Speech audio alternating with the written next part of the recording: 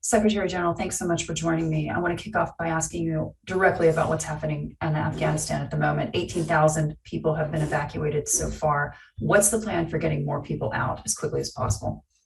We are working 24/7 to get as many people out as possible.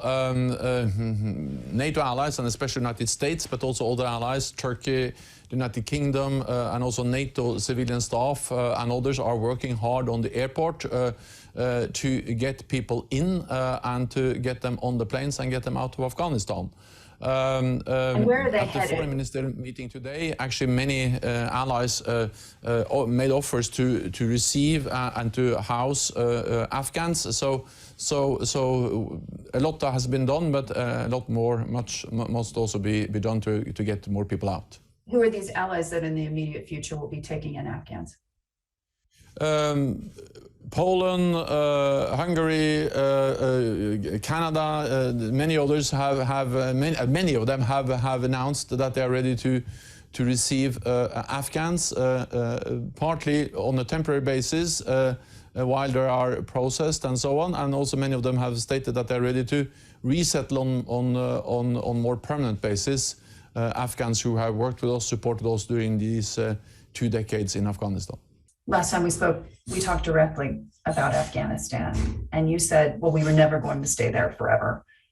Given what we've seen over the last week and the rapid advance of the Taliban in recent weeks, why was there no plan for the eventual withdrawal of troops? First of all, I think we have to admit that there are some serious and hard questions to be asked about how this mission was also finalized, or how we ended this mission. And therefore, I have stated and initiated that we will have a lessons learned process in NATO to actually look into what went wrong. At the same time, the focus now is how to get as many people out as possible, and also to make sure that we realize that the reason why we are in this situation now is that we were faced with a very difficult and hard choice, either to stay but then risk an open-ended military conflict with more casualties, more violence, and actually perhaps also the need to send in more troops, or to leave and then risk Taliban getting back. We were very clear about the risks of ending our military mission, but what we didn't anticipate, what came as a surprise, was the speed of the collapse of the Afghan government and security forces. But we also need to look at NATO and our engagement and the hard lessons to be learned. When we talk about that speed, we've been talking to reporters on the ground there for months as the Taliban rapidly advanced from province to province, from regional capital to regional capital, moving closer and closer to those centers of power. What was the reaction within NATO given that rapid advance? Then again, we had the thorough discussion over many months in NATO, and it started with the agreement that was signed back in 2020, also in February 2020, with the Trump administration, with Taliban, that put a timeline of how long US forces should stay in Afghanistan. You believe now in retrospect setting that timeline was a mistake? I think that's not this is not the time to discuss that. Now it is the main focus is to get people out, and then we have to go through that whole process. But for European allies and for other NATO allies, of course, when the US decided the time had come to end, it was not impossible but very difficult to expect European allies to continue, because we went into Afghanistan to protect the United States as a response to an attack on the United States. So when the United States decided to end its military presence, it was hard to expect that European allies and Canada should continue without the United States.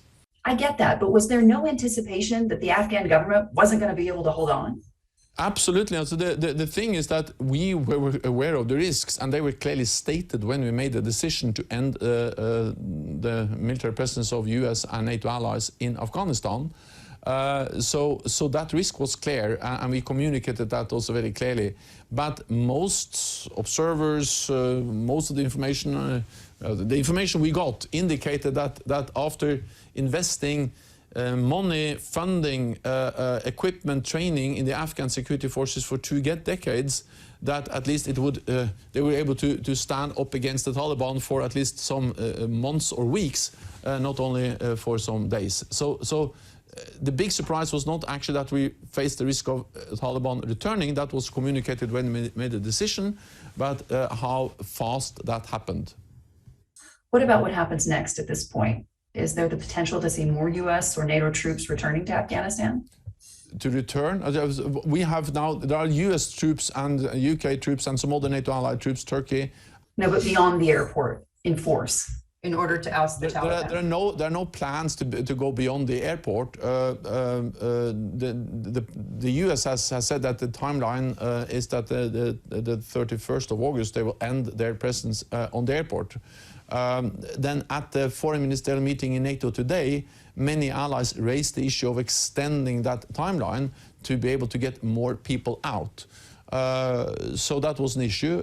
Many allies also, of course, highlighted the importance of getting our own staff, personnel, people out, and also people coming from partner nations, but not least focused on the need to get Afghans who have worked with us for so many years out. We have been able to get also many out already, but there are many more we need to help.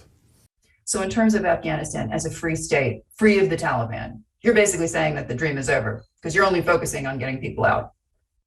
Well, the main task, the main aim, the main goal, the reason we went into Afghanistan was actually to prevent Al-Qaeda, ISIS, also international terrorist groups, to operate freely from Afghanistan. And we have achieved that over these 2 decades. No terrorist attacks have been launched against any NATO allied country from Afghanistan. Now the issue is to preserve those gains. And that's the reason why we so clearly have expressed that we expect Taliban to live up to their part of the agreement, including the agreement with the United States, where they state that they will not allow terrorist groups to operate from Afghanistan. So we expect them to live up to that commitment, but we need to stay vigilant. We need to follow that closely. And we actually also discussed in the meeting today what we can do to ensure that Afghanistan not again becomes a safe haven. And the United States and other allies also stated that, of course, they have the capabilities to strike terrorist groups in Afghanistan, even without thousands of boots on the ground. So basically, Afghanistan has to be left to the Afghans. The message from allies today was that we need to continue to stand up for those basic values that we have fought so hard for and invested so much in blood and treasure in Afghanistan over the last 2 decades. And of course, we have less leverage now in Afghanistan since we don't have any military missionary anymore. But we have diplomatic tools, we have political tools, we have economic sanctions, we have financial tools, and allies are ready to use all these tools to support an Afghanistan which respects or support development in Afghanistan where human rights, including the rights of women, are respected. But less leverage now than when we had the military presence. But given what's happened over the last week and the broken promises, do you still believe that the Taliban are a partner you can work with? I think it's a bit too early, and we will judge them on their actions, not on by their words. But regardless of what kind of government we get in Kabul, allies are ready to use the leverage they have, diplomatic, economic, financial, political leverage, and to also clearly state that we expect the Taliban to respect fundamental human rights.